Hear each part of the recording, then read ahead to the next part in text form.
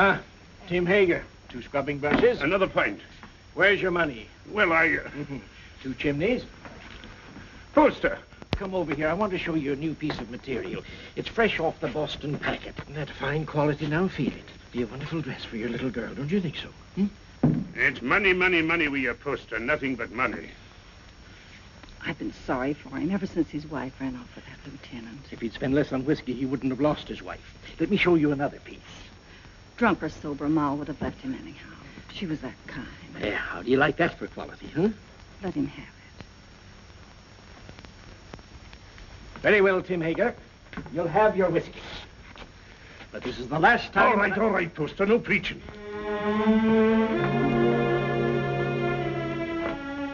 It's his little girl I feel sorry for. Poor little Jenny Hager. Faster, faster! Can't you swim any faster?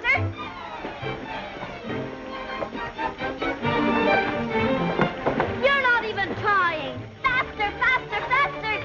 Faster, faster! Come on, faster!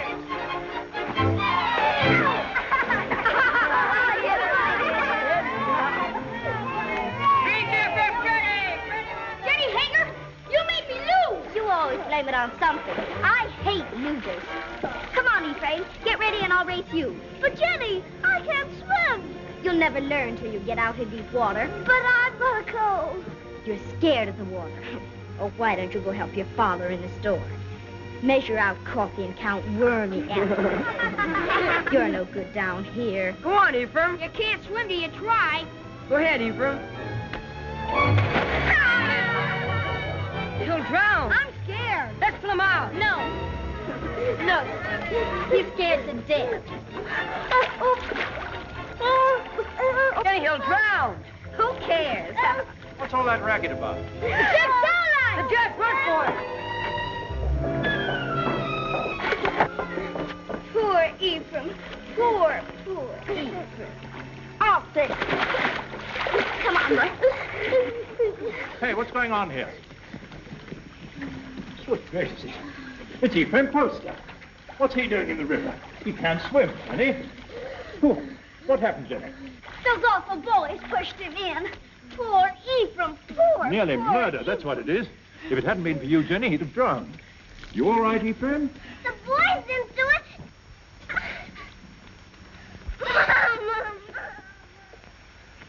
There we are. Ah, Tim, you're just in time. Huh? This little girl of yours is just... Tim Hager. Stumbling drunk in the middle of the day. You ought to be looking after you, Jenny, not going from tavern to Jenny? tavern like... I've no wife to care for either of us now. It takes money to bring up a fine lass, Your Honor. You mean it takes money to keep yourself drunk? Papa, let Jenny come to boarding school with me. Would you like to come to boarding school with me, Jenny? Would you? Boarding school? Yes, I'd like that. I can't send you to boarding school, but you could come live at the house and earn your keep, I guess. Help in the kitchen and run errands for Mrs. Saladine. No. If I can't go to boarding school with Meg, I'll stay with my father. All right. He is your father, at least in the eyes of the law. Now, you look after that girl of yours, Tim Hager, and stop being a disgrace to Bangor. Thank you, Your Honor. Drive on. Now, young Poster, we'll take you to your father's store. That tight-fisted, sour-blooded old skinflint. You might be better off with Mrs. Saladine, Jenny. Not in Mrs. Saladine's kitchen. I've no money to bring you up properly. Never mind. Before long, we'll have everything. Houses and carriages, horses and kitchen maids. All those things, my lass, you're a wee bit young. Just as soon as I grow up, we'll have everything we want. Because I'm going to be beautiful. Empty. Beautiful.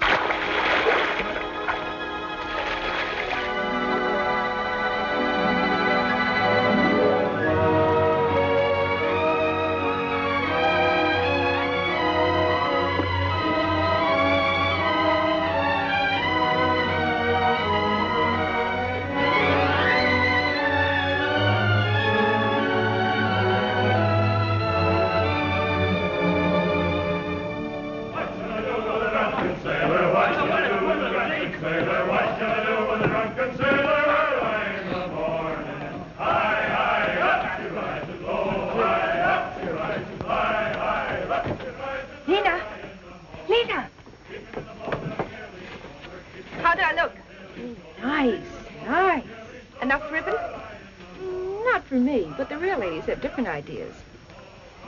Get some more color in your cheeks. And bite your lips whenever no one's looking. Men love red lips. Let's go down and meet the packet. Why should I? The sailors will all come up here anyway. Oh, but the best ones get picked off down at the dock. Listen, honey, with your looks, you don't have to worry. Why, you can get the youngest and the best-looking man on the river. I don't want the youngest. I want the richest. Jenny, that's a recipe for trouble. Don't worry about me. I can handle trouble. I know you can.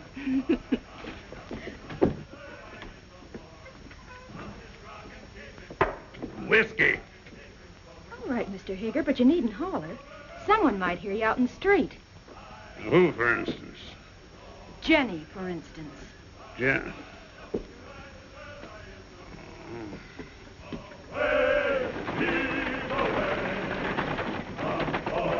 Put some life into those men. Come on. Heave. Away. Heave. Yo-ho. Heave. Away. Heave. Yo-ho. Well, Jenny, come down and see the cargo? It's exciting. We get used to it after a time. I suppose I import more stuff than any other man in the state of Maine. How many vessels do you think I own, counting the lumber barges? 56. Who told you? Somebody? Here, have some tea. Got a handkerchief? Oh, I don't need one. Take a good handful of it there. It's a present.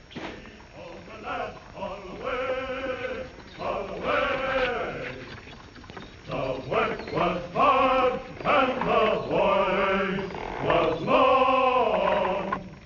The seas were high and the gales were strong. So heave ho, my lad, from Holloway to Devon. The sails are filled, our work is done. Yo-ho! I thought I heard the skipper say, "Lever, Johnny, lever, tomorrow you'll get your pay." Most people think it's easy to get to be a rich man. And believe me, it's hard. Why, when I first came to this town over 30 years ago, with nothing but a peddler's pack on my back, Hey, you! You! Get away from that girl! Hey, you! Wait!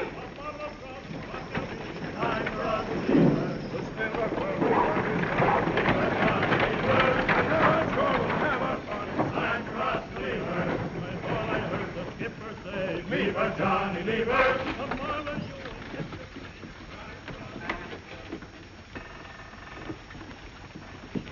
Well, I was just saying to myself, I bet my good old friend Tim Hager is sitting right this very minute in the Purple Whale and wouldn't mind passing the time of day with me. Lena? What do you want? A glass of whiskey for Mr. Hager. Sure. Go on, Tim. Drink up. The next one's on me. You'll not tell Jenny? No, of course not. I promise her not to touch it. You're Jenny. You know, she's getting so she wants to boss everything and everybody. She's grown too beautiful for her own good. Why do you always wish to be talking about Jenny? Oh. I don't think I like why you always want to be talking about Jenny. Oh, now wait, Tim. Give him a rum and whiskey. We're not bringing him a Jenny. I know what you're up to. I? Oh, why, I'm just a dried-up old herring. She's too young and beautiful. So's your lad. You sent him to Cambridge to keep him away from her. Ephraim? Why, he's too shy and scared of her. She's full of spirit. She's for somebody like that first mate. What first mate? Why, What first mate? why, Lewis. My first aboard the Gadfly.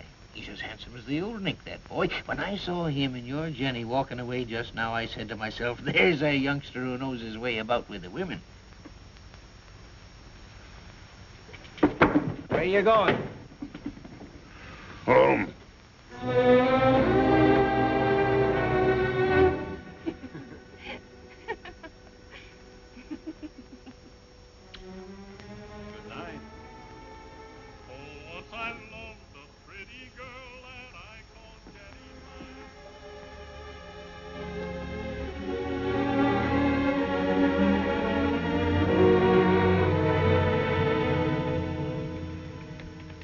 You're like your mother.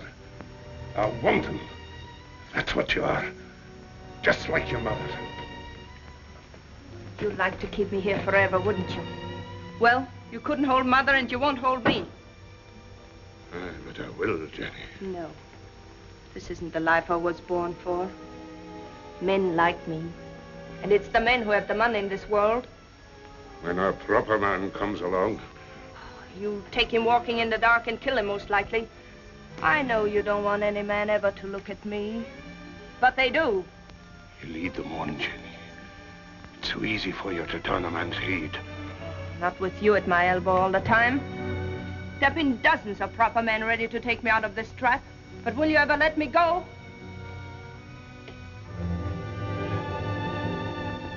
I know Mr. Poster wants me. I made him want me. What do you think of that? There's a devil in you, Jenny Hager. A devil straight from the bad place. And I'm going to whip him out of you. You're going to beat me. This is one beating you're not like.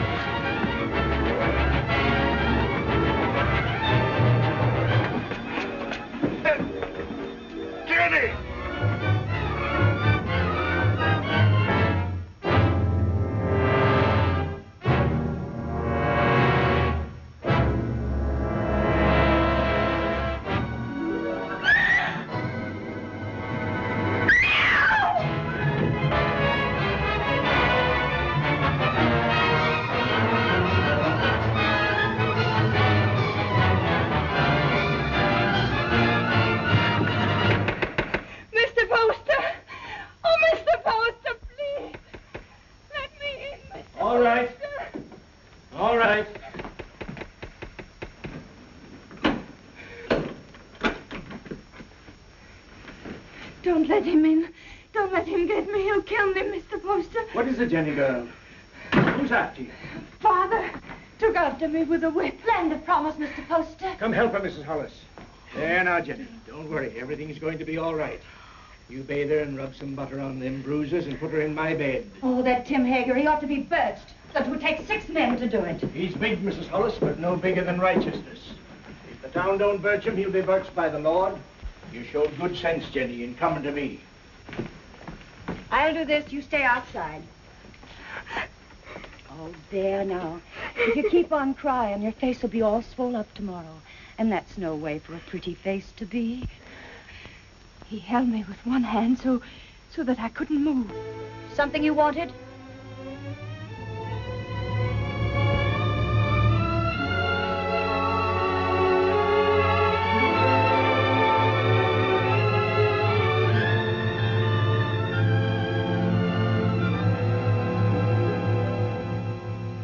Drove her out into the night like a dog that wouldn't obey.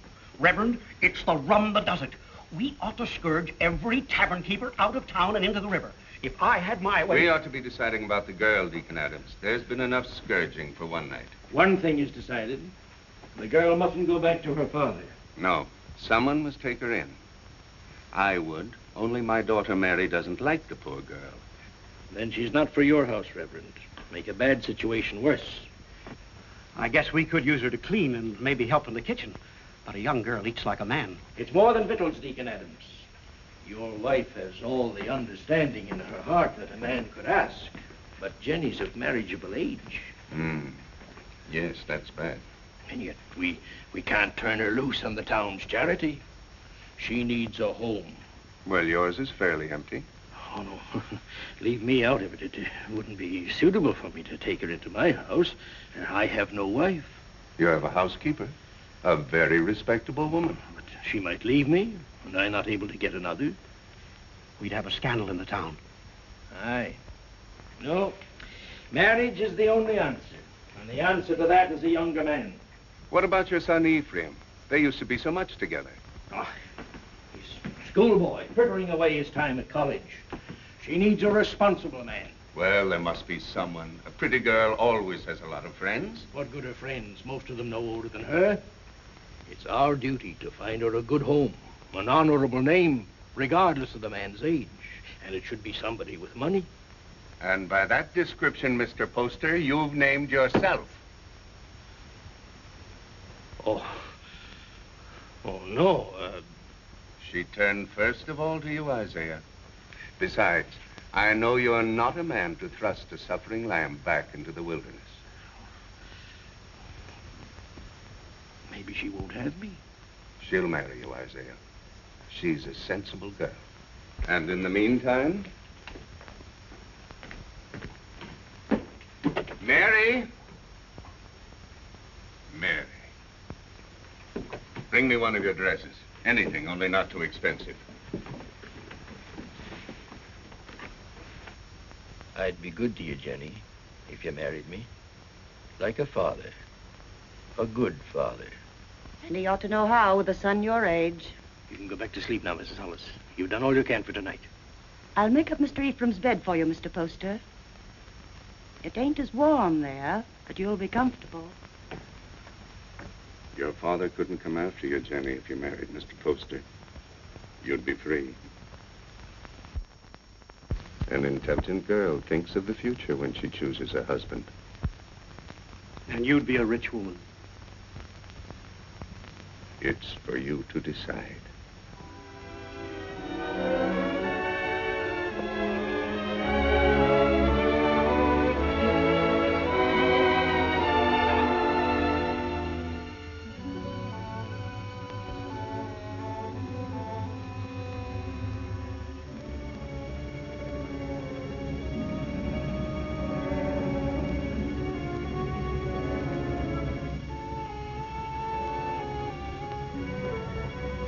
Jenny. Why, Meg Saladine, come in. Oh, if you're busy, Jenny, I can... No, don't go away. I was just ordering something from Boston. Mr. Poster's a very lucky man. This has been a very lonely house for him. A lot of changes. Meg? Yes? Will you help me? Of course, Jenny, of course. The water glass always here. And the wine glass here. And... oh, Jenny, you'll have to get rings for the napkins. Now, the biggest plate here. Money changes everything. All I ever needed before was a knife and a spoon. But you want to be a lady. Give dinner parties and entertain your husband's friends. I'm sure Cleopatra never bothered about napkin rings. She didn't live in Bangor. Oh, that wouldn't have stopped her. Wasn't by knowing how to set a table that Cleopatra got along. Oh, Jenny. Every time I say something true about men and women, you say Jenny. Why does a proper lady have to be embarrassed about plain talk? It isn't honest, and it makes old maids. Doesn't anyone here care about church? Judge Saladine and Mr. Poster are waiting outside, and I am in the ladies' choir. Didn't apply to me, that remark about old maids. I've already met my very special gentleman. He's not anyone in Bangor. His name's John Everett. He's a woods boss for your husband. He's a very educated man. Is he young? A little older than I am. Good looking? He's beautiful.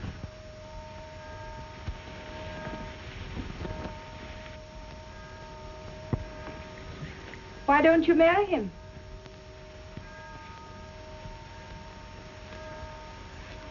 He won't. He has no money. Oh, that's nonsense. Does he love you? Yes. And you love him? Then make him marry you. Oh, Jenny, I wish I knew how.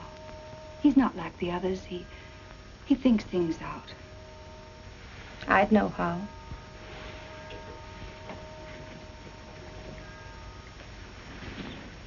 I wouldn't give him a chance to think.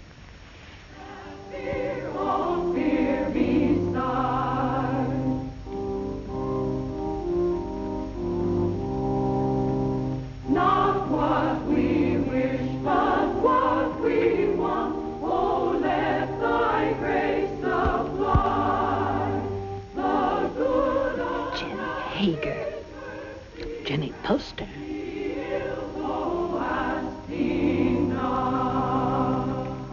Before me sit the wealthiest families in Bangor. I've seen them before in the privacy of their homes and in their offices. When I came to them to ask for money to enlarge this church, they gave me not enough to erect a temple of branches on a hillside. And so again today, in the house of God, as they sit here with their consciences, I ask them now to pledge funds to enlarge this church. I cannot ask of the poor, but I can ask the wealthy. And the poor shall know the names of those who do not give. Mr. Poster.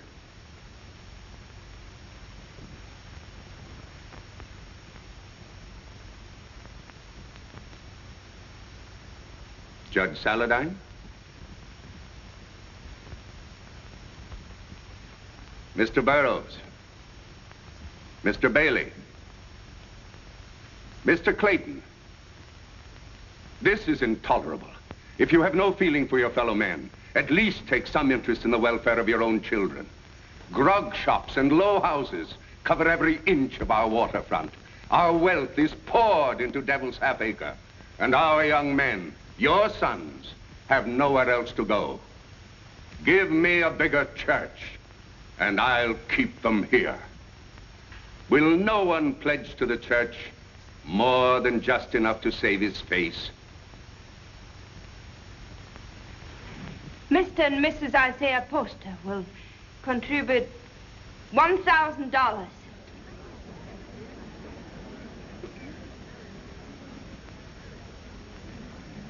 If the men of Bangor won't give to the church, the women will.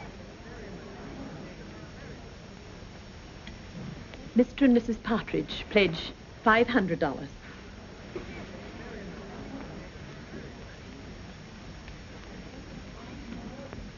Judge Saladine will pledge $1,000. Jenny, I want you to go on working for the church. A church can endure only upon deeds and not lip service. I'd say her lips have done you enough service. $1,000. If you think I've so much money, you ought to... Stop it, Isaiah. You're the luckiest man in Bangor. Oh, Mrs. Poster, I'm so glad to see the younger members taking an interest in the church, and I must apologize for not calling on you directly after you were married. That was a wonderful contribution, Jenny. He's a wonderful husband to let me make it. Good morning. Good day, Reverend. Good day, Reverend. Good morning. Good morning. Good morning. It ain't the money I mind, but I'd like to know what you're doing with it before you do it. I gave the money because I hate grog shops and what they do to people.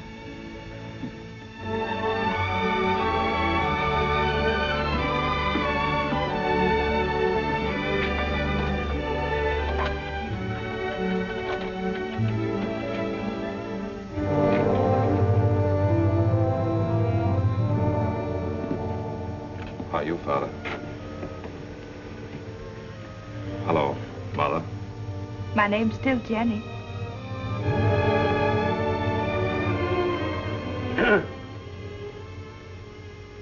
You came home, did you? I thought you'd be on your way to England or so much by now. Oh, England is full of architects. I knew you'd come home. Isaiah told me he sent you money to travel for a while, but I didn't think you would. I came close to it. I didn't know whether to mind your letter or mind his and go away. It's easy to see which one you thought more of. Now, why do we stand here? Let's go in around.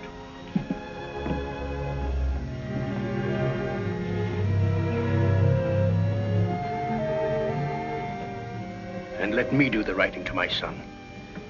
Mr. Ephraim. My Mr. Ephraim. Why, you've grown as much as you ever will, haven't you? Oh, I'm stunted. They don't know how to bake an apple pie in Cambridge.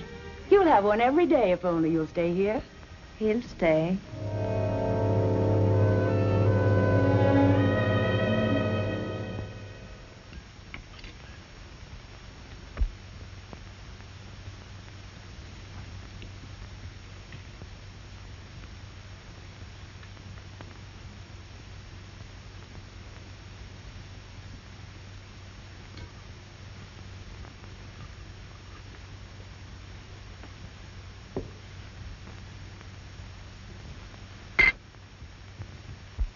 You'll find little to keep you in Bangor, Ephraim. After your fine ways in Cambridge, you'll be hard to please in this town. I thought I'd come home and go to work, sir. Work? Yes. What's your time worth to anybody? What did you ever do but waste it? It wasn't wasted. He's an architect. And a good one, too. How do you know? The same way you know he ain't. You heed my advice and you'll go someplace more suitable to a gentleman. Bangor's a boom town, loud, rough, growing faster than law and order. Takes a strong, stubborn man to make his way here. We need gentlemen, too. For what? To tell you the kind of bonnets and doodads the Boston ladies are wearing? Yes. A young man of fashion would be very popular in Bangor.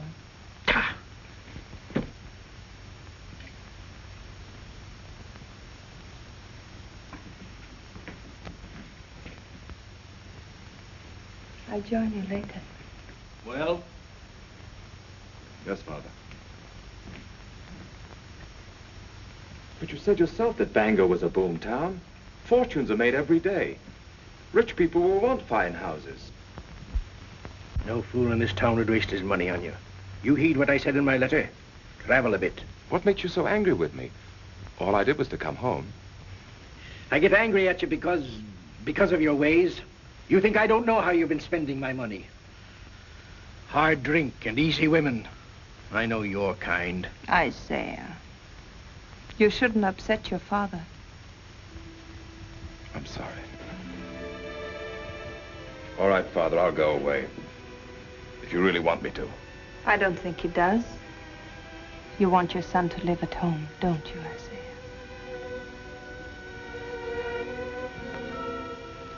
I've got a headache from all this talk. I'll lock up. It's time we all got some sleep.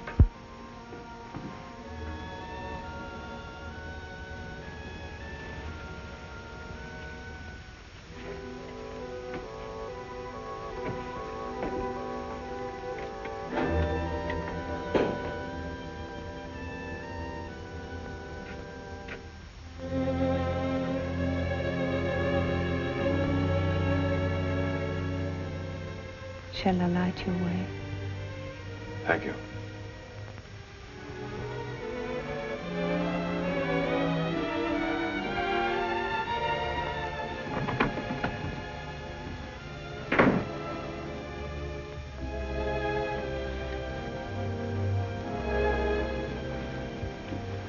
It's been a long time, Ephraim, hasn't it?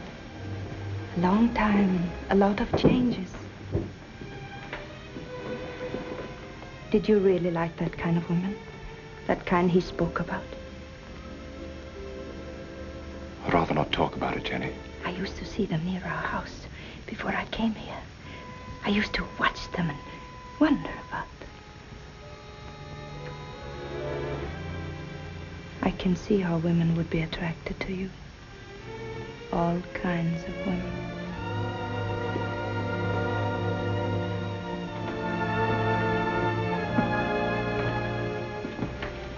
Good night, Ephraim.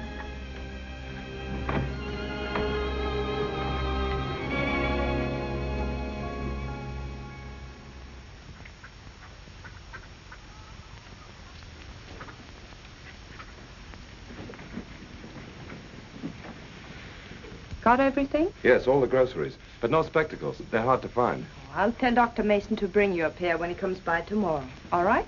Oh, please, not Dr. Mason. He's a very good doctor, but he won't wait for his money.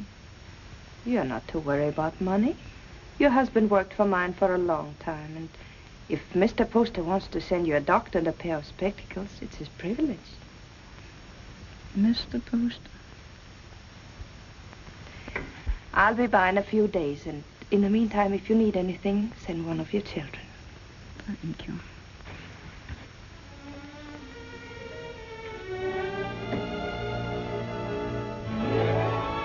That's the way to hold your place in the town, Ephraim. And the people love you for it, Jenny. And I do want my husband and my son to be proud of me. Well, I wanted to see how you spend your days. Thanks for showing me. You've grown, Jenny.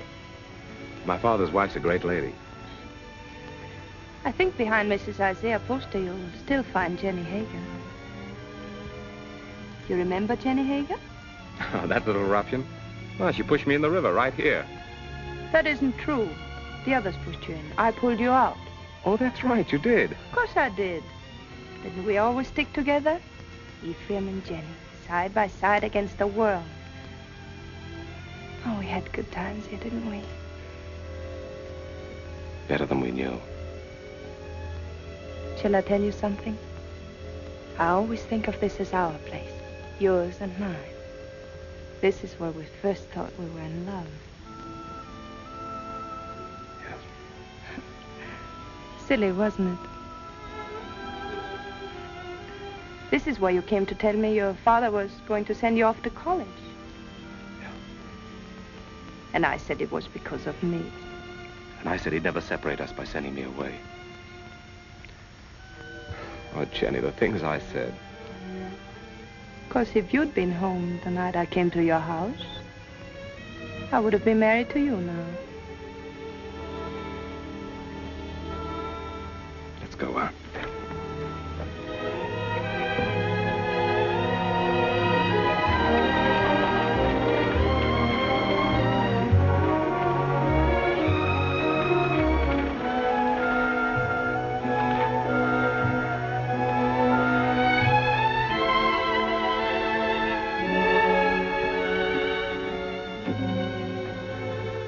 Come into the store and wait on me the way you used to. Another time, Jenny. I want to go up and talk to Father.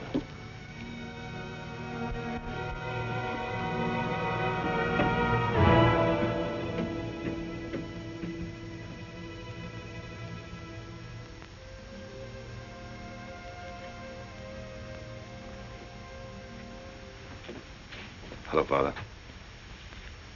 Be with you.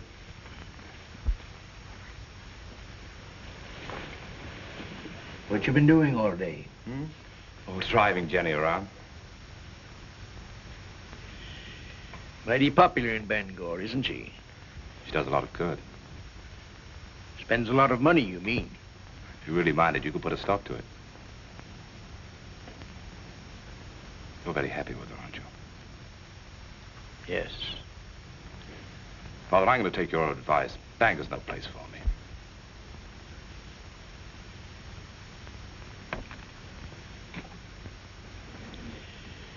When will you be leaving? Right away, before the river freezes. I thought I'd spend the winter in Boston and then go off to Europe in the spring. I think your father needs you here, Ephraim. Why, Jenny, you feet like a bird. I didn't hear a sound. You want him to stay, don't you, Isaiah? Why don't you tell him you want him to stay? Can't you be honest with your own son? I'm honest with everybody. You might be of some small use to me if you stay on. But if you don't like it here, get out. Only don't come meeching back again. If you go, I'm through with you. I'll take you home.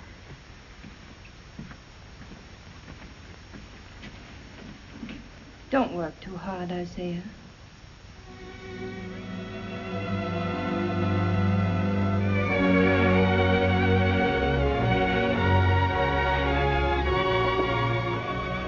Surprise. When Bangor's Lady of Mercy goes out to deliver her packages, her sleigh should fit the season. That's a confession you've been thinking of me. Of course I think of you. Yet you've been avoiding me. Careful. Paint. Put it down.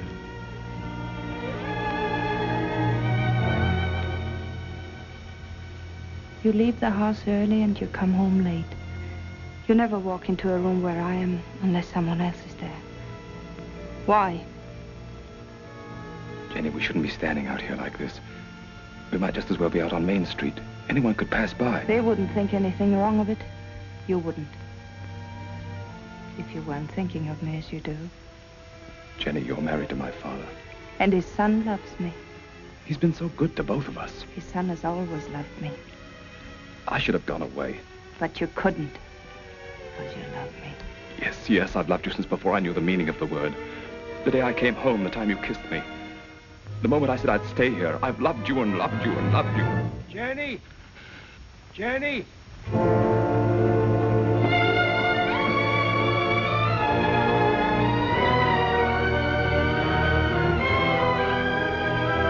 Jenny! Father's very ill. Send for a doctor.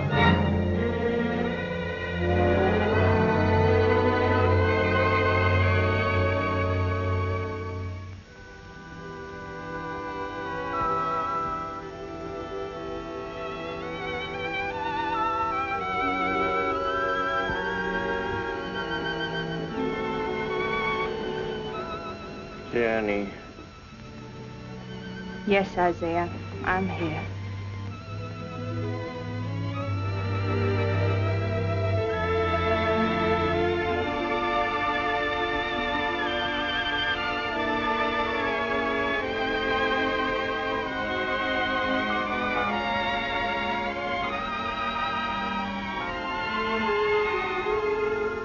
You keep this up and you'll fall in your tracks. Go to bed, child. Get some rest. No, I'm strong. Stronger than you think. I'll be all right.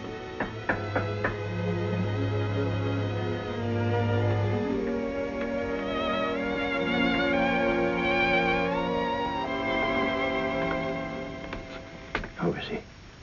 Just the same, sir. Is there any possibility of speaking with him, Jenny? There's trouble in town. Dr. Mason says warm weather might bring him around. But that's a long way off. We're at our wits' end. There are too many people in town, too much idleness. Did you hear the shooting last night?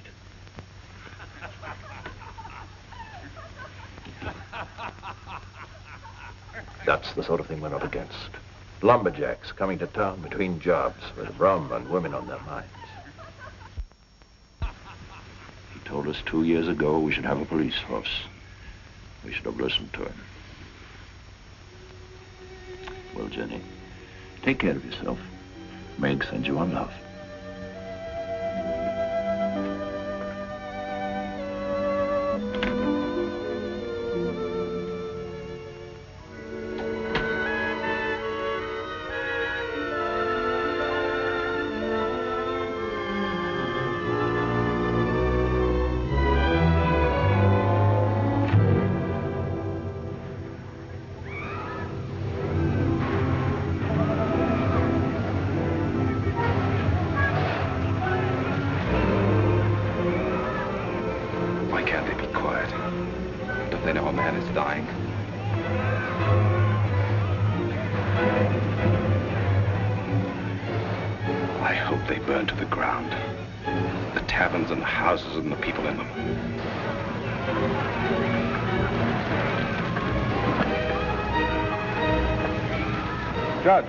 Judge Paladine. There you are. Ephraim, I want you to ride to your father's number 3 camp. Tell him we're having a rout, that we need every man down here to keep order till the militia come in. I can't leave the house. That Tempest girl stole a lumberjack's wallet. And the drunken fools are firing every tavern in Devil's Half Acre. I can't go now. Didn't Dr. Mason tell you about Father? Your father's only one man, Ephraim. We're trying to save the life of the town itself.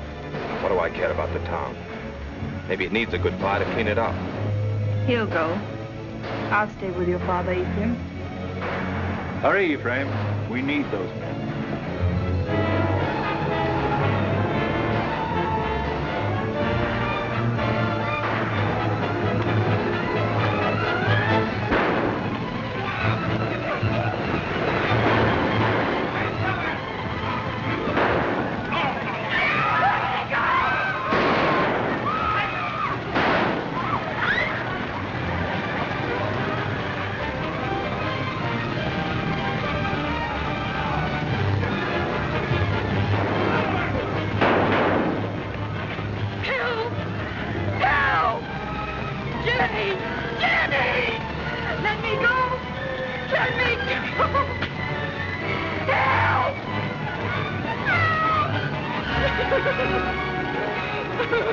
Smoked you out, didn't he? Where's my money? I didn't take it. I didn't take it. Where's my money? Let's give her a band. That'll lose their tongue. Let her go. Keep out of this, ma'am. People are getting hurt. I didn't steal his money. He was drunk in the back room.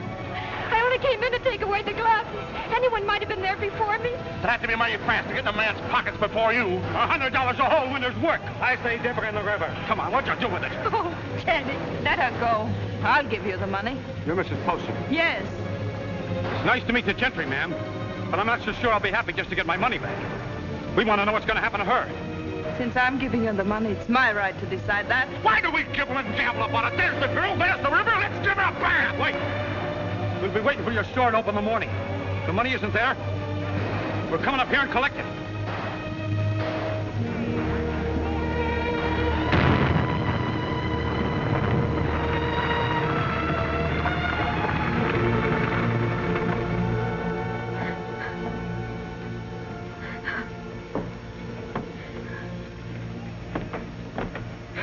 crazy with drink, Jenny.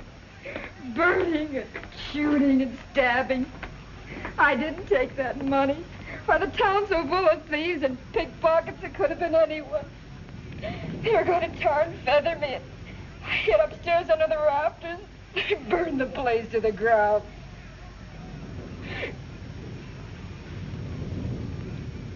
If I'm to go up to Camp 3, I better leave now.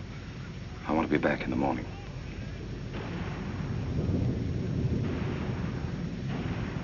Oh, Jenny, what am I going to do now? I no place to live, no place to go. It isn't right, Jenny, to be smoked out in the streets like an animal. I don't want you to worry about it, Lena. I want you to rest. Lena, do you remember the house I used to live in? Well, I want you to stay here for the night, and tomorrow you move in there. It won't cost you a cent, and if anyone should bother you, you come to me. Oh, you're good, Jenny. That's why you come up in the world. That's what I tell everybody about you.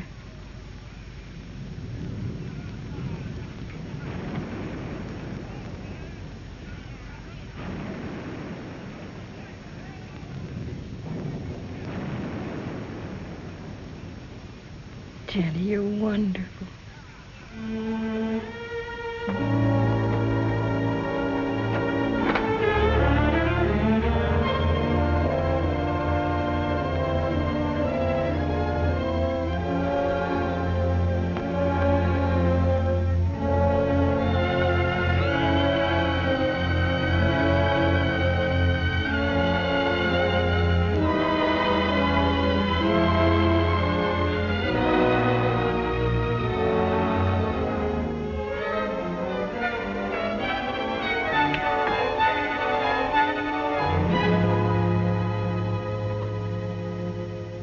Are you going to take the carriage or the brown mare?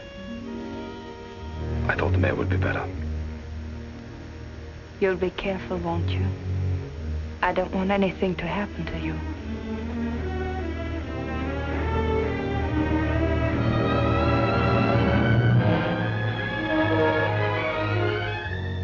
Mrs. Poster? Oh, Mrs. Poster?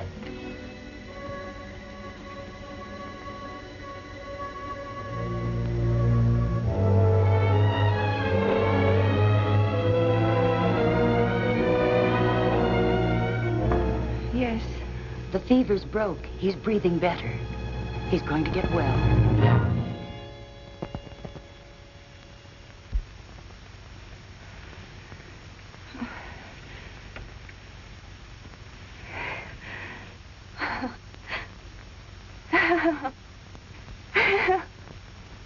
Jenny, my poor child.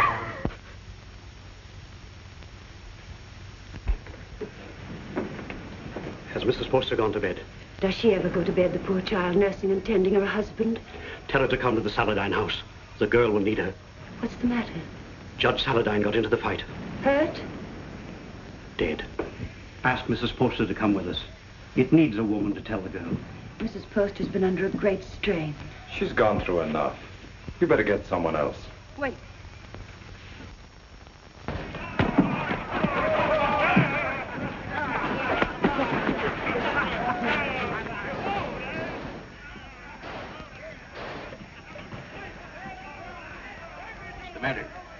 Squeamish?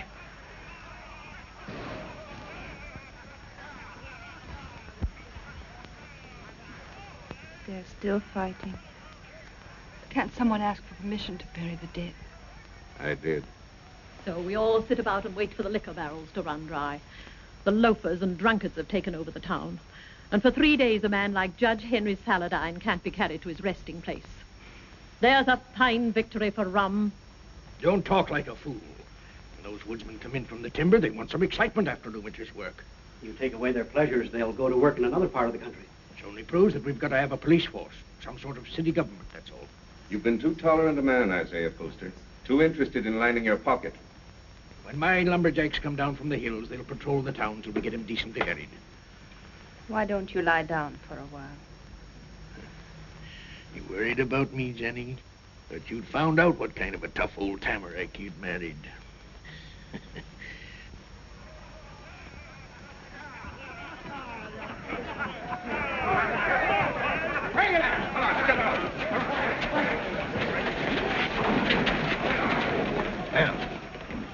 start the funeral. What I said still goes. Get a little law and order in the town, and the grog shops can stay. It's good for business. Where are you going? Those are my boys. Going to give them orders.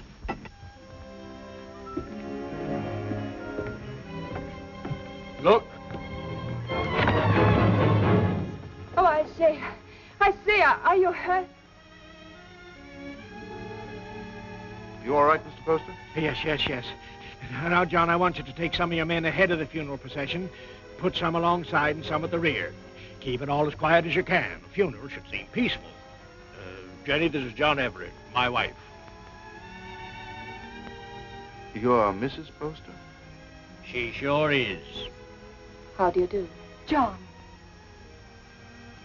I thought I heard your voice. Meg, Darling, I'm glad you're here. it's terrible about your father. I hated your being alone when it happened.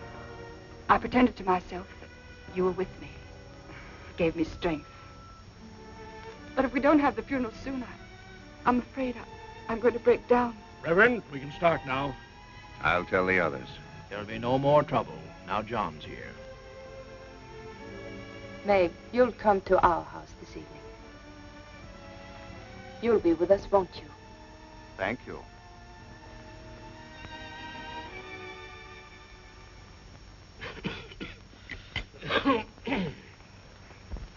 No, those aren't my after-dinner pills. These are from my spleen.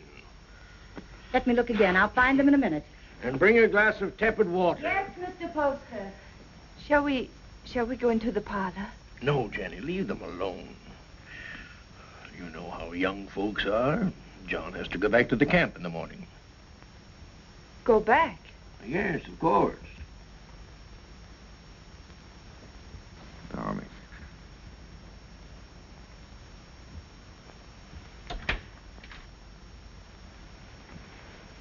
Our lovebirds have closed the door. The pills, Mr. Poster, and the tepid water. Thank you. Huh? Why must you send him back when he's the only man who can keep order? Because I need him up at the camp. He's a woods boss, not a policeman. Of course, if your business means more to you than the safety of your home and family. Jenny, he's got to get that timber cut. That's all there's to it. I'm sorry we were so long, Jenny. I thought you and Mr. Poster would come in. I wanted you to be alone. Surely you can stay in Bangor a few days. I'd like to. She needs you. But I'm afraid I'll have to be away for a little while. She won't be alone. I'll take care of her. Till you come back. Well, thank you. That's very good of you. I don't want your father to trade these for whiskey. They're for you and your sisters. Mother said to say thank you and God bless you. I think you ought to go around to the kitchen and thank Mrs. Hollis. After all, she feeds the chickens. And there's room in the basket for a slice of pie. Would you like a ride in my carriage, Jacob? I can drop you off on the way home. As soon as I get the pie.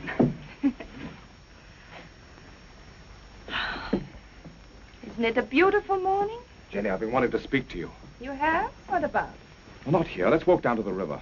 Oh, but not now, Ephraim. I've so many things to do. Jenny, why isn't it possible for me to have a minute alone with you?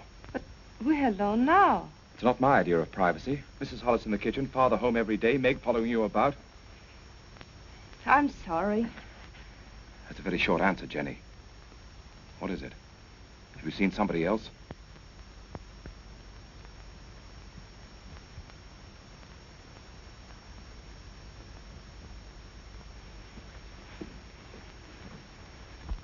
They stole nearly 10,000 feet of first-run pine.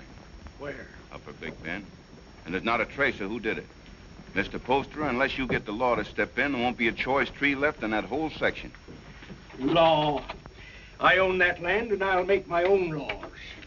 I've got to make a trip up to the hill countries. Timber pirates. I want you to come with me. Me? It's time you saw what pine on the stump looks like. It's my business, and you ought to learn it. Come along, I'll get you something to eat. Thank you, sir.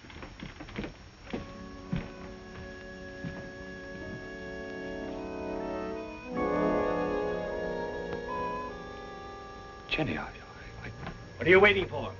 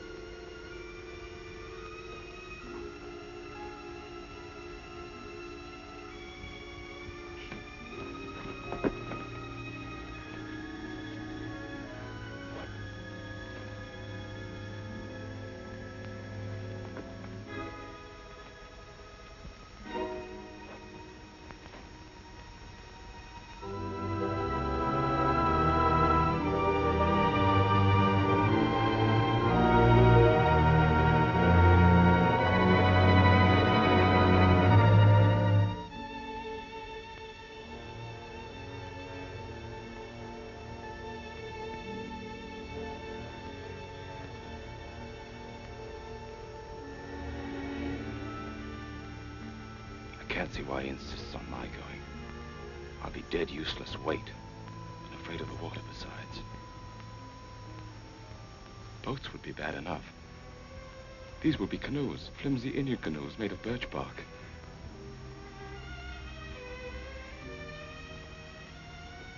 Jenny, I can't admit to him that I'm frightened.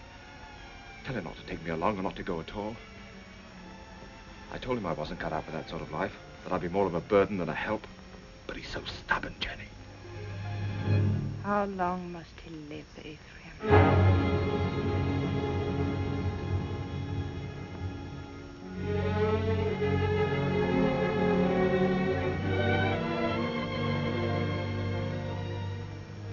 How long must he live between us? Jenny, don't talk like that. I want you to do something for us. But you're afraid. I could promise you so many things, and yet you're afraid. He's my father. As long as he's alive. Why does everything frighten you? You're going to make me very angry. And if I get angry and go on wanting you the way I do, I might tell him what happened between us. Nothing has happened between us. No. But which of us will he believe? Jenny, you couldn't. You know what that would do. He lived a full and useful life. It would be a pity to see him die. But a greater pity to see his life ruined. With a lie. We've been living a lie, Ephraim, and I want to be done with it. I want you to return alone.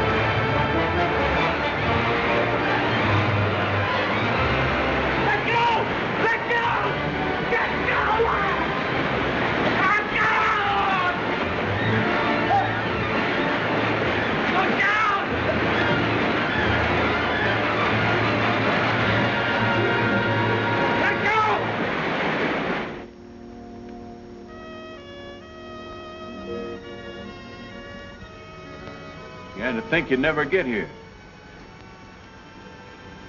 Where's old man? Where's your father? What happened? What happened? He make old man die. Now, we go through swift water. He afraid. He stand up in canoe. And the canoe turned over. Mr. Poster was too weak to swim. They fought to see which one would get that bailing bucket. I guess you can see who won. He's dead? I guess he is, man. Where's his body? Must have settled in the quiet water further down. I'm sorry, but we hunted all we could. I'm sure you did.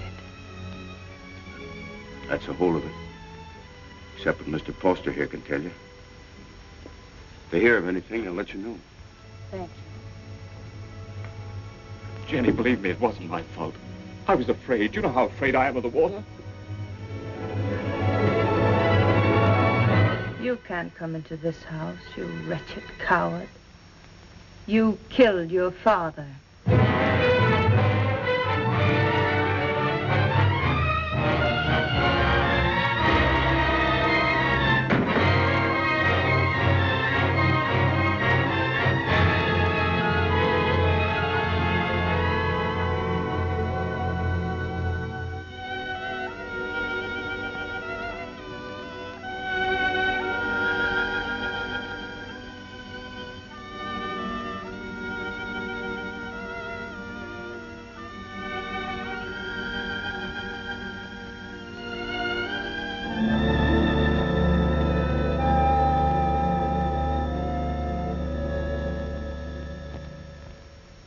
husband was a fine businessman, but it never occurred to him to provide for the handling of his fortune after his passing.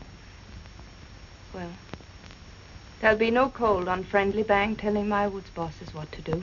No disrespect intended, Mrs. Poster, but it's a man's world we live in up in the woods, and we don't rightly see how a woman fits in. Duncan's right. Right, man. You'll go right on living in your world without interference. I'll own the properties, but you'll take your orders from your superintendent, John Everett. That's fine. That's fine. That's a great honor, Mrs. Poster, but My husband would have selected you, so I'll do it in his place. Thank you for helping me, gentlemen. This will be the first time I ever worked for a woman. Go down in there.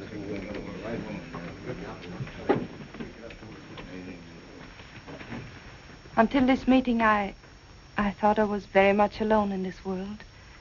Mr. Poster was a fine man. It'll be an honor working for his lady. We won't give you any trouble, Mrs. Poster. Good day, ma'am.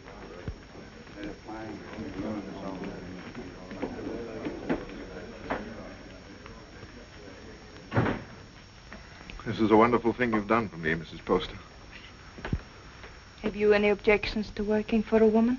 Well, that depends on the woman. It'll be like managing a kingdom. Mr. Poster used to think of whole townships as other men think of acres. It really is a kingdom he built up. It's too bad.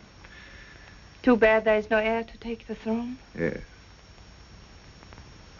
Poor Ephraim.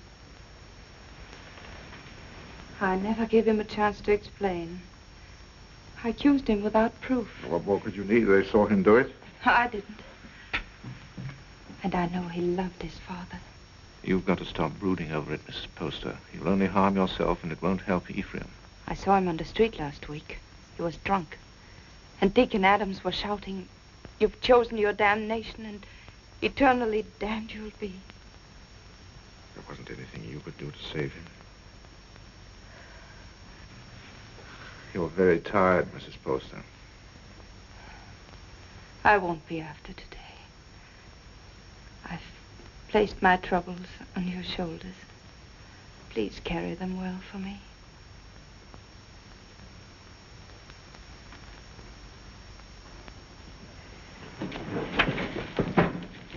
Meg, Jenny spent all morning getting them in order. Don't, Meg, you'll only mix them up more. I was only trying to help. Oh, I'm sorry. I didn't mean to shout. You're tired. In Everett Bone, driving timber was nothing to this. You might as well have remained in the woods for all we see of each other. I'm doing my best, Meg, but the work takes up all of my time. I know. I wasn't criticizing. I was just wishing that... Of what? John. Yes?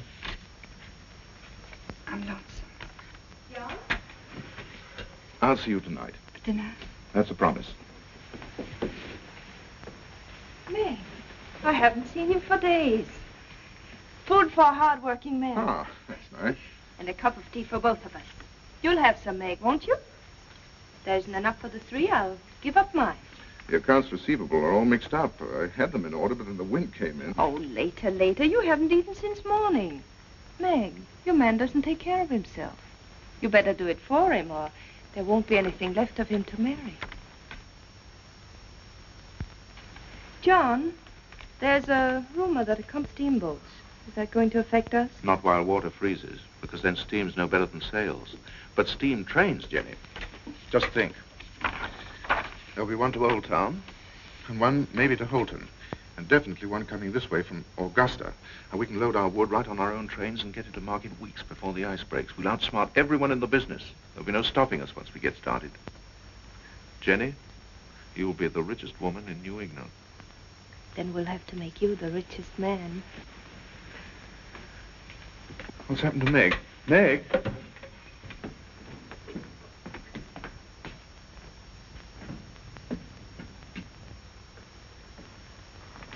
I ought to be kicked all the way up and down Main Street for the way I treat her. She's more understanding than you think. I'll be with the Temperance League all afternoon, so there's anything important you want to discuss with me now... Nothing that can't wait. It's Mrs. Hollis in the store. Tearing it apart? No, she wants me to drive her home. Working again tonight? I'm having dinner with Meg. Good. Take better care of her, John. You do neglect her. Goodbye. Bye.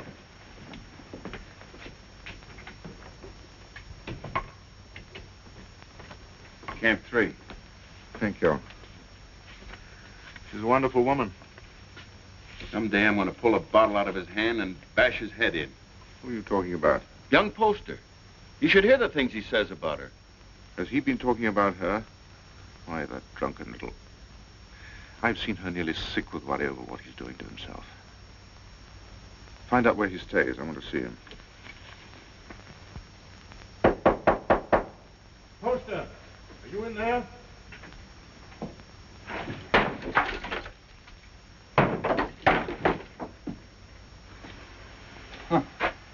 I must be making trouble. Much more than you're worth. I'm worth very little.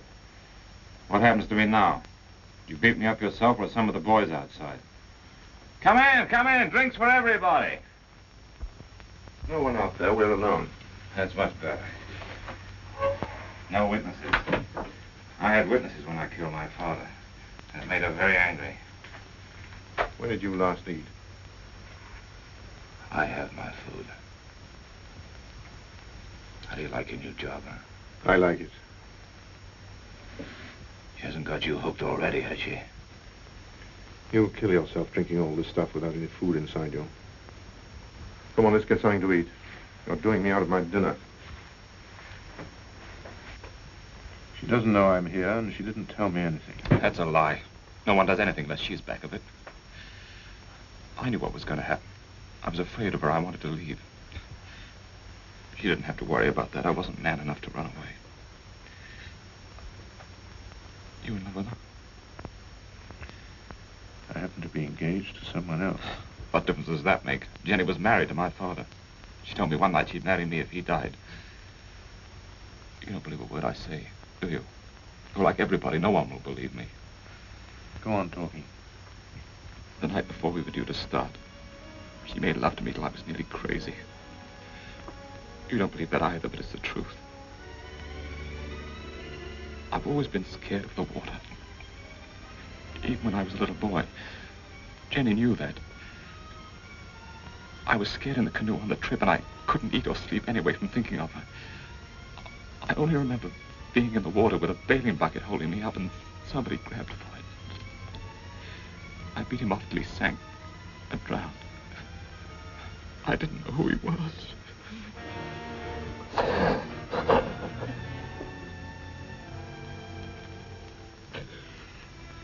She's so rotten. You've got to believe me. She's not even a human being. Maybe I did know who he was. I guess I did. She'd put the thought in my heart. And if I hadn't done it then, I know I would have played her.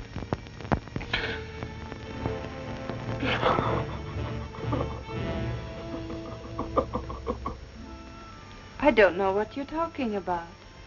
You didn't make him love you? But of course I did. He was my husband's son. I wanted him to love me. That isn't what he meant. Was he sober when he told you that? Jenny, don't you think I know when a man is lying? Before he talks very much more, you better prove that you had nothing to do with him. Prove? To whom? To the town. The town? Is that what you want? Come back with me to his shack. I want you to face him. Now. But... the rain. You know what happens to the roads in the rain? Yes. They get very muddy. But they don't change their direction. Good night. Oh, no. It isn't that I'm afraid. You mustn't believe him.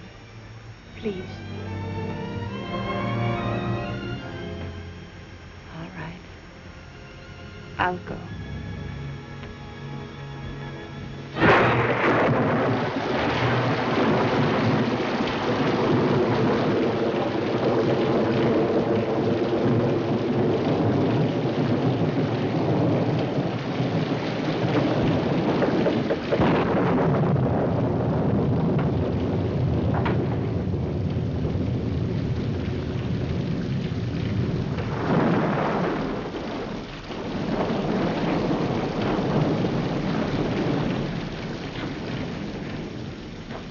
Can't have gone far in this rain. We'll wait for him. I'll put the horses in the shed if you'll light the way.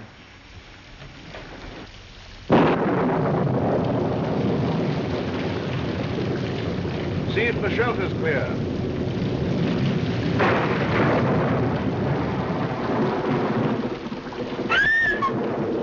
What's the matter, Jenny?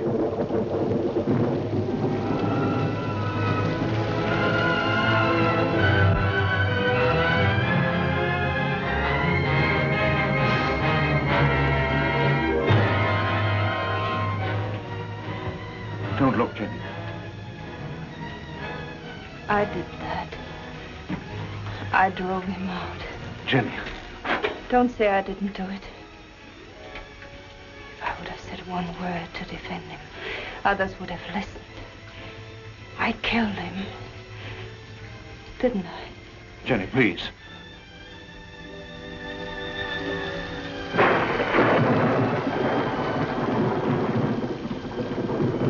Go inside and sit down. You're shaking.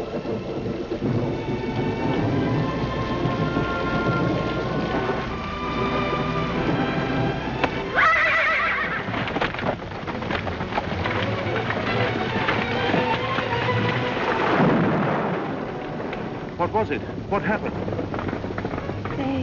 They were frightened.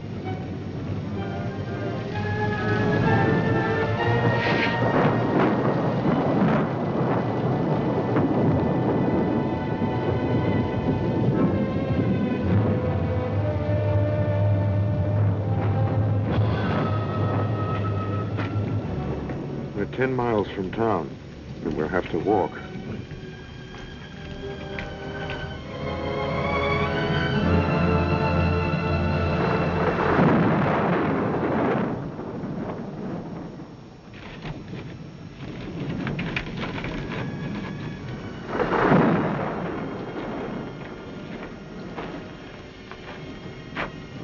I can't understand how Ephraim could have done a thing like that.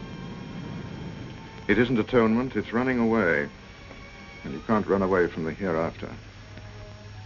It's not Ephraim who's upsetting you. It's because you're here with me. Well, aren't you worried about your reputation? It's a small thing to worry about after that. You better try to sleep.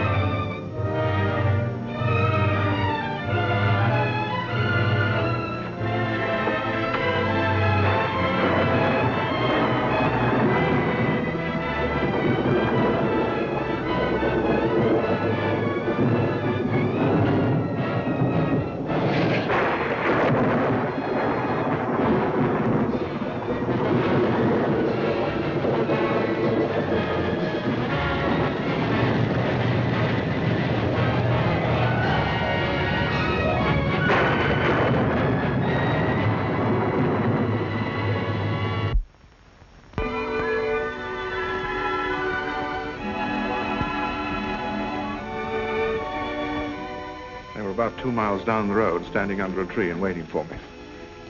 And the carriage? Just a broken axle. I can fix it in an hour.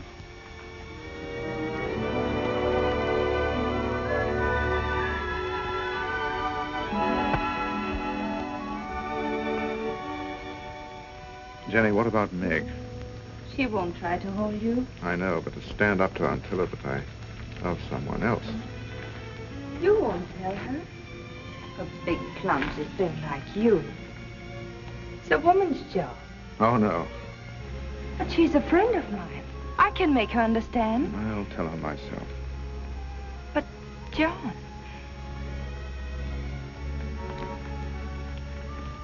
I'll tell her myself, Jenny.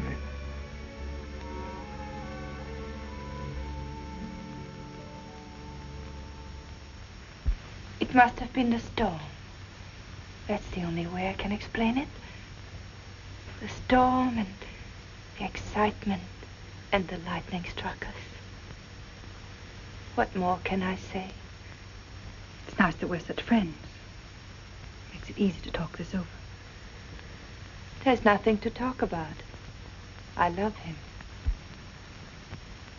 But if you still want him, he's yours. You know that. You know I'd give him back to you if you asked me to. I suppose I'm a fool. Why? I should have realized that when he said he loved me, he must have said the same thing to you just the day before. No, he didn't. He never said those words to me. I thought it was because he was shy.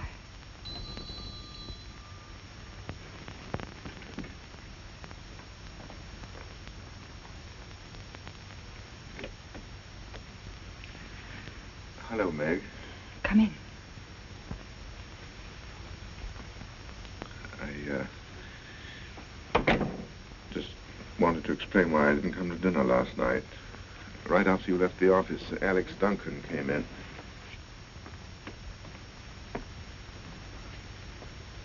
Jenny, I told you I wanted to explain this to her myself. I didn't think you should. I'll be waiting for you outside.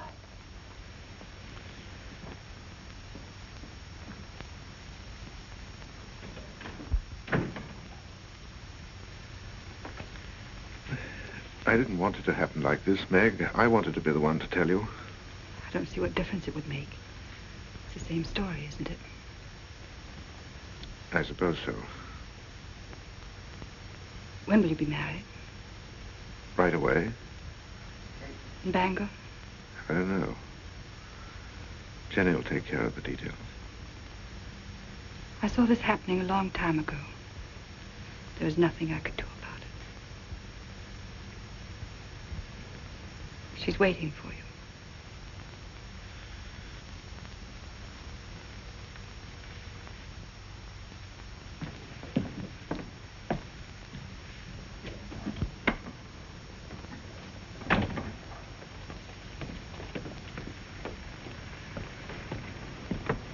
Jenny, how could you do a thing like that?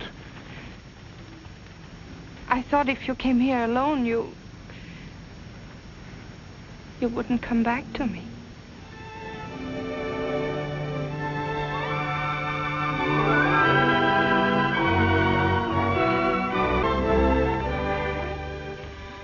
My dear son, I wanted to be with you this Christmas, to see you again, and to meet your wife. But all your brothers are bringing their families here, so I can only send you this ring in my place. It was given to me by your grandmother to be passed on to the wife of my eldest son, and I know Jenny will care enough about it to do the same. Will you? What if we only have daughters? We'll have sons. I have made up my mind. What else does your mother say? She talks about my brothers and how deep the snow is, and then she says, "A Merry Christmas to you both, my dears. The Lord bless you, Jenny, and make you fruitful. My arms ache for John's first boy." Your mother must be a wonderful woman. I hope that someday you'll say I'm just like her. Well, that won't be easy. Mother had 9 sons. What a lot of boys running about the house. Must have been very uncomfortable for her. Oh, she loved it. She would have been uncomfortable with a small family. The Everetts run to numbers. Tell me about your brothers. Are they all tall and handsome like you? Do they all have pretty wives? Why? Prettier than I am? You vain little peacock. You know there's only one answer to that. Say it. I married the loveliest of them all, and the best. Say, I love you. I love you. Say, we don't need anyone else, ever. Anyone at all. No one.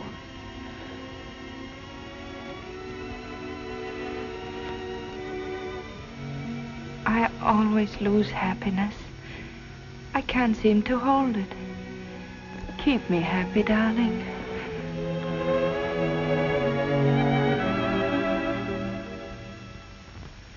There's no reason why this should happen to you.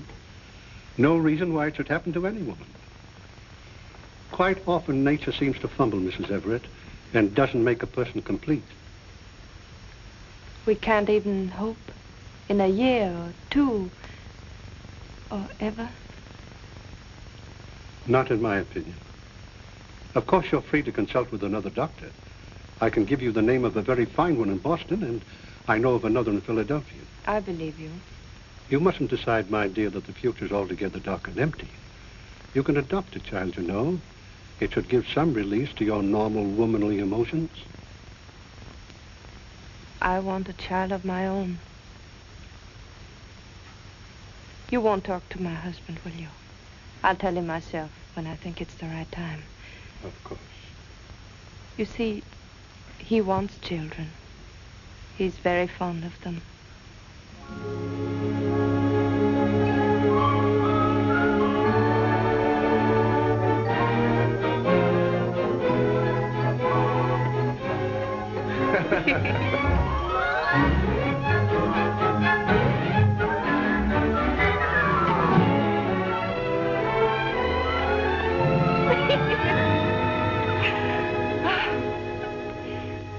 I never knew what love was before you.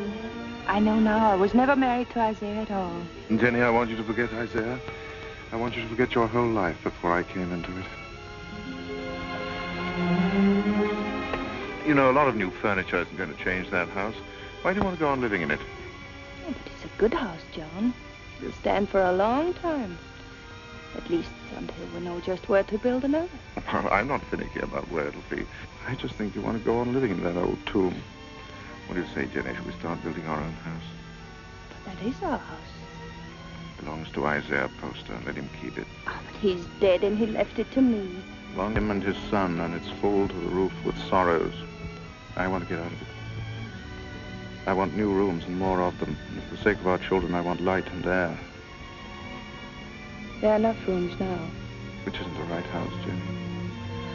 It's too close to Devil's Half-Acre. It isn't the place to bring up children. There won't be any children. Nonsense. Is it? Ask Dr. Bailey. He'll tell you.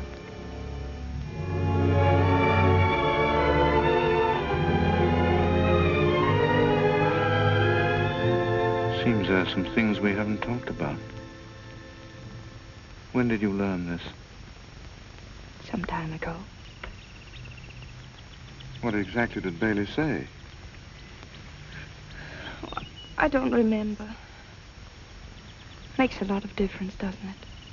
How do you mean? Between us.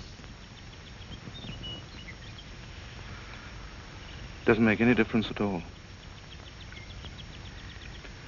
There are many things a husband and wife can live for. That's very sensible, but I wonder what you'll think in a few years from now. I'll think that you're more beautiful than ever, and that I love you very much. Oh, look. There's Lincoln Pettridge. He's a great man. He has special powers.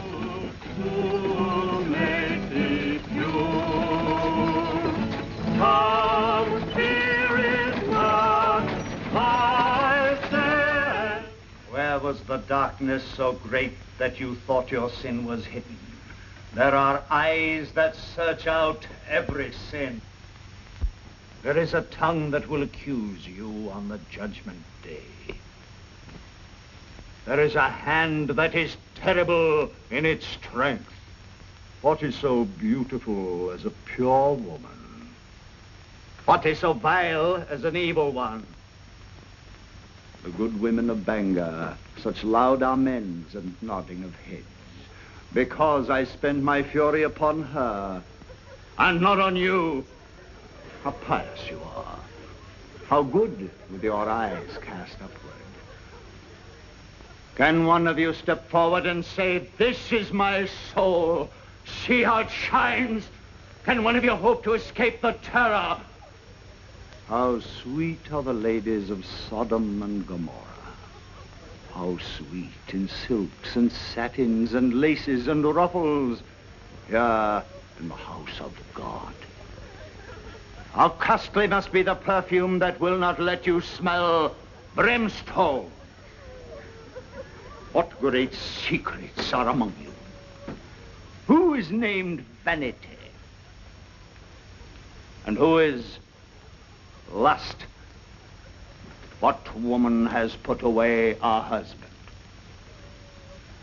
Which of you has taken a man from her sister? This is your sister. Come forward and sit with her and be counted. You cannot hide behind your beauty. Your beauty has made you evil, and evil destroys itself. Your soul will become naked. The truth will be revealed. Confess now, while there is yet time. You cannot escape. You can never escape. There will be no sons to mourn for you, no daughters to weep for you. Evil does not propagate itself. It withers in its own fire and is consumed.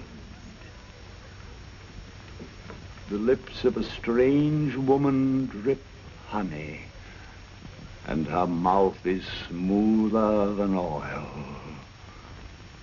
But her end is bitter as wormwood, sharp as a two-edged sword.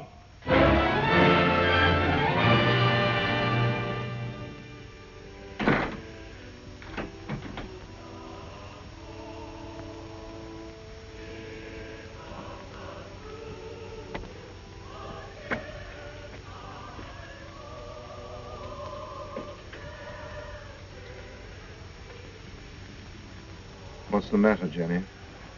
I want light. It's so dark.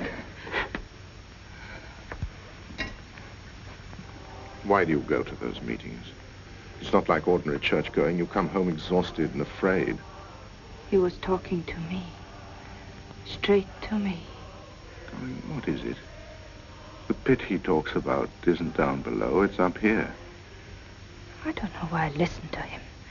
He tries to trap people. Tries to make them admit things that aren't true. He's not any better than the people he talks about. No, he's right. The town is becoming a sinkhole. That horrible man. To say to me what he did. He wasn't talking to you. He was talking to people like Lena. Jenny, I've come to a decision.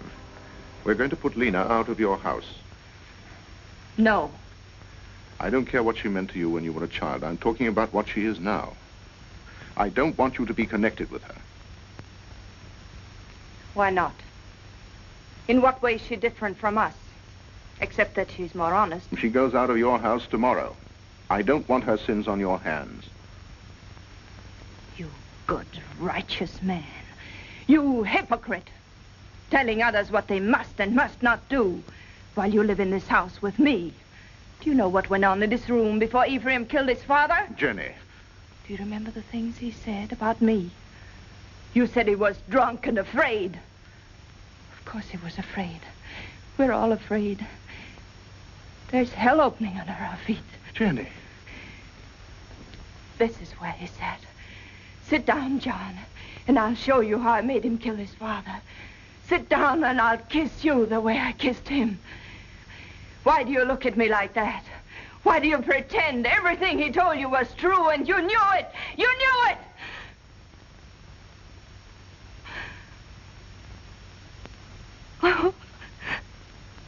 I don't know what I'm saying.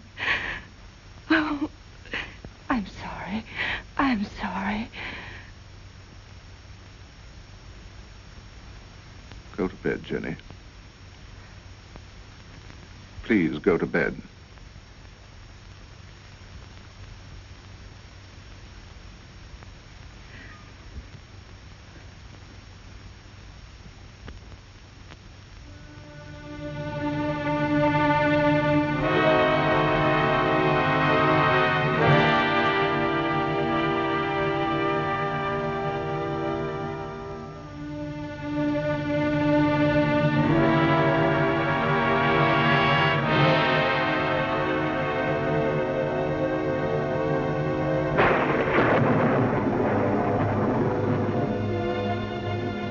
John, is Mrs. Hollis back from church?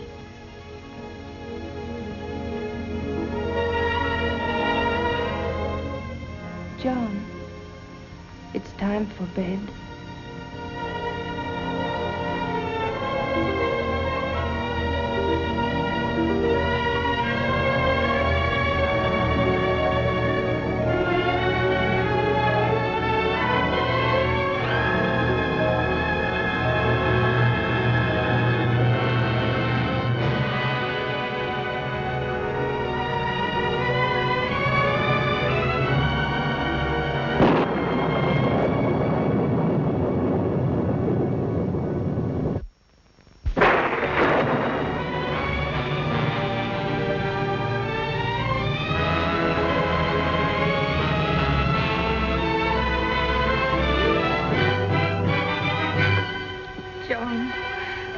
Forget what I said. You know I couldn't have done it. I never believed it. I tried not to believe it. Because you love me. You still do. Yes.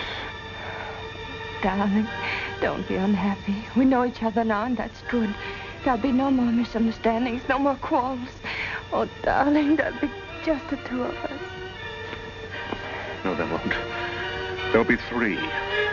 There'll always be Ephraim.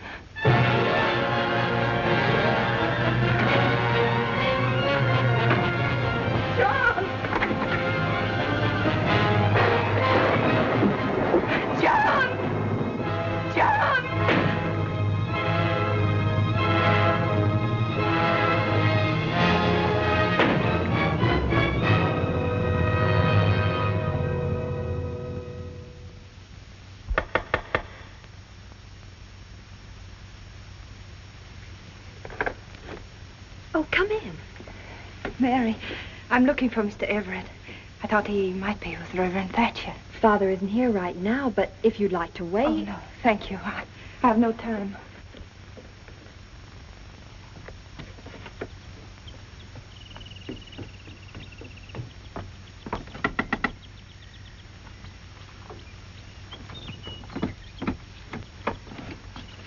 Good morning. Is Miss Saladin home? No, Mrs. Everett. She went out. Has Mr. Everett been here? Oh, no, I haven't seen him. Thank you.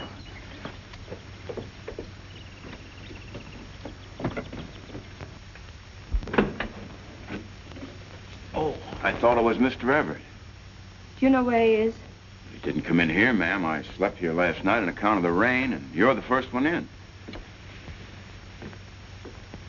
Mr. Everett tells me you're sending a school teacher up to every camp with more than 2 families.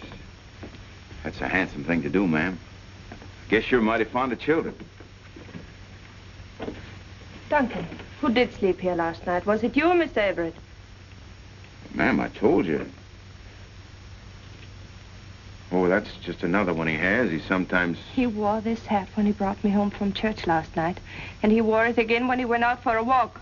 Now, why aren't you supposed to tell me where he is? You put me in an awful fix, ma'am. I promised him... Duncan, he isn't well. Couldn't you see that? What good is a promise to a sick man when he keeps his wife from helping him? Is that the trouble with him? I kind of thought he looked funny around the eyes. Where is he? Well, I'm not telling you, mind you, but that'd be the wrong kind of hat to wear up in the pine country. Where in the pine country? Fire watcher's cabin. Indian Hill. When will he be back? I don't know. 2, 3 days, I guess. Said he wanted to go up there and think a while. Oh, I got a loose mouth. That's my trouble. Makes 2 people I told where he is. Who is the other? Miss Saladine. Miss Saladine. Came in here about an hour ago and dug it out of me just like you did. Said she saw him last night alone. Acted like something was wrong. Next time he trusts me with anything, it'll... It was very good of you to come up here, Meg. But there's really nothing you can do to help me.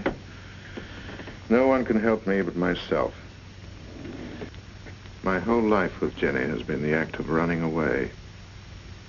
I ran away from the woods where I belong. And again, I ran away from the truth when Ephraim tried to tell it to me. I forced myself not to believe him. I understand. If you had, you never would have married Jenny. No. This time, I'm not running away. Right or wrong, my place is with Jenny. I love her, and I'm going back to her. John, I'm glad. Because I believe that her love for you has made her as good as everyone always thought she was. Shall we go now?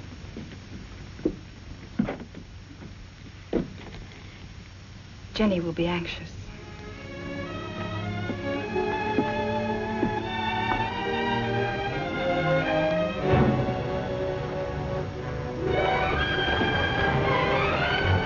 It's Jenny.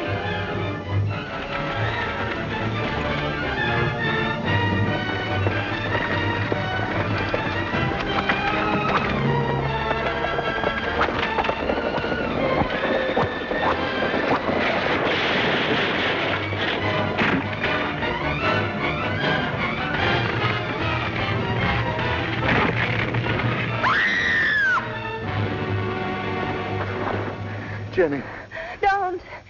Don't move me. John. Don't talk now. Meg, hurry up and get a doctor. Camp 3. I saw you with Meg, and I know. I tried to hurt you. I wanted to hurt you. Don't, Jenny. Lie still. You don't know how I loved you so much. I'm afraid. Oh, John, where will they bury me? Jenny, don't talk about dying. Don't let them bury me with Poster. Or Ephraim, don't let them. Jenny, you're going to be all right. There'll be a doctor along and we'll take you home. I know. They'll bury me with Ephraim. They'll bury me in that house with Ephraim. Jenny, darling, listen to me. Nothing's going to happen to you. Not now or ever. As long as I'm with you. And I'll always be with you. I never went away. You do love me. I love you more than ever. I wanted so many things. I wanted the whole world. But it was really only you. Jenny. Jenny.